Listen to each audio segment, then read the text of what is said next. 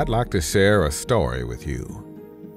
A story of two Boy Scouts, their amazing family, and a journey that they'll never forget.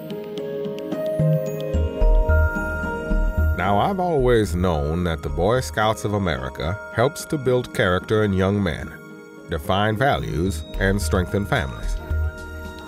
But until I met the Shirtlett family, I never really understood just how important that was.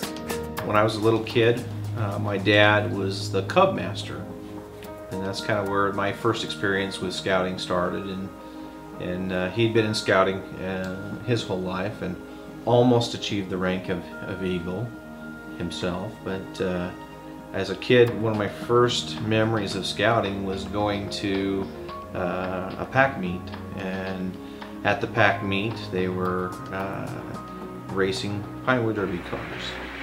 And my dad and I had worked really hard on a Pinewood Derby car, though I wasn't of age yet. And so I'm just there, and I got to race all of the others' cubs at that time. And I think that I look at that point and I think that's where I fell in love with scouting. And just like his father did for him, Tad passed along his love and passion for scouting to both of his sons.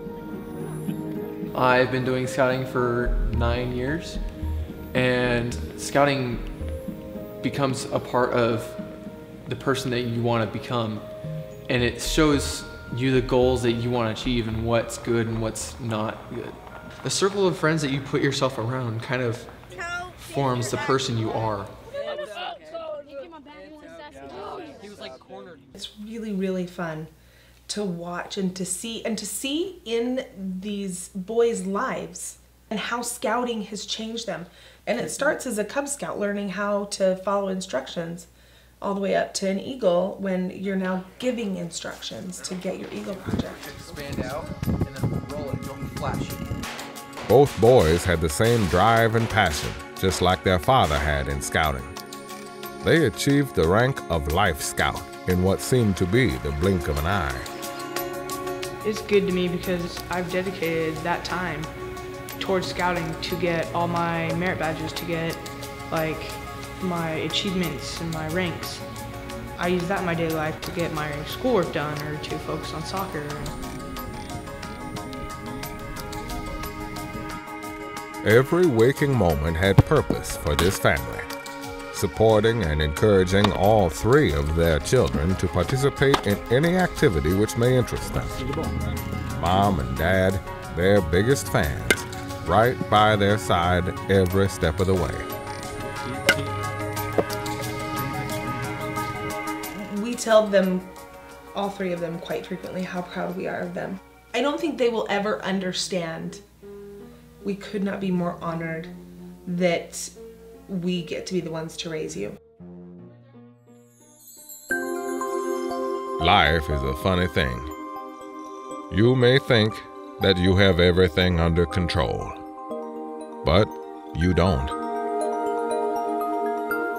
And sometimes, usually when you least expect it, she may throw you a curveball, just to test your resolve. As Clay was starting to draw back away from things, he was really skinny. And he'd always been a very skinny boy. But this was a different skinny. He was in pain because it hurt for him to walk. His legs hurt, his muscles hurt, and his joints hurt. And as we noticed that, we took him to the doctor, and then we spent about 4 hours at the doctor, and he really kind of didn't know what was going on. And so he did the blood work, and he didn't send us to a lab. He drew the blood right there, and he said, "We will see you back in 3 days, or we'll call you if we find anything out sooner." Less than 24 hours later, Tabitha received a phone call and was asked to bring Clay back to the hospital as fast as they could get there. Clay was formally diagnosed with chronic myelogenous leukemia.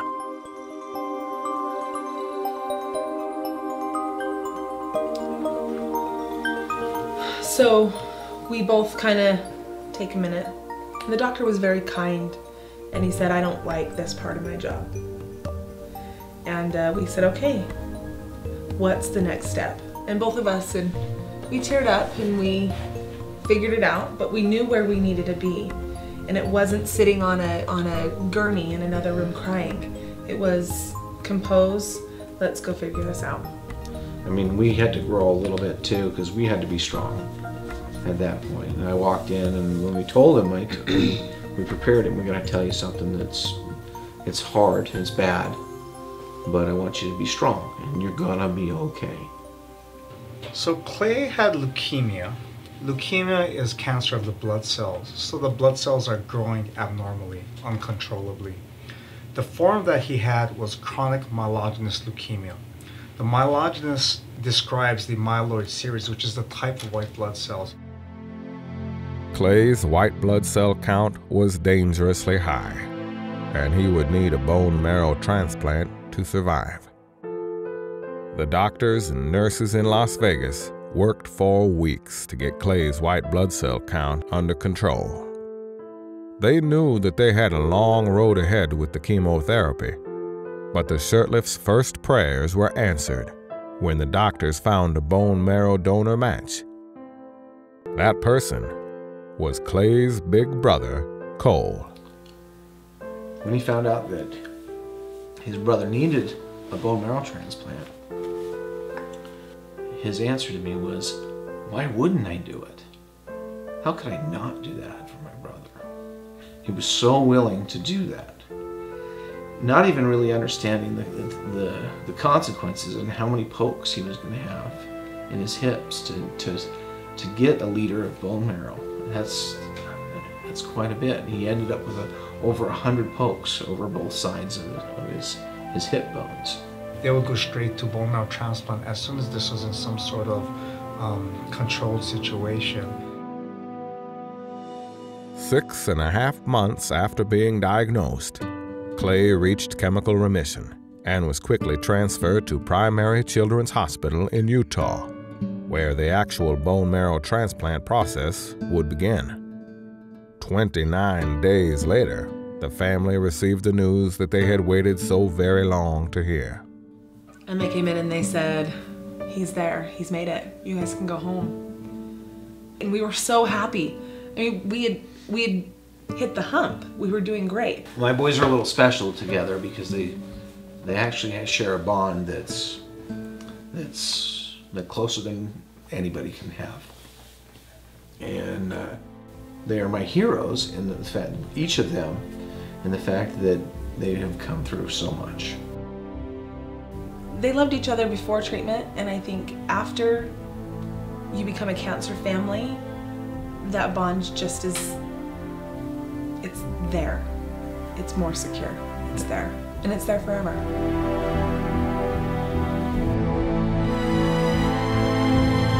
Clay and Cole Shurtleff. They are brothers, role models, heroes. They are Boy Scouts.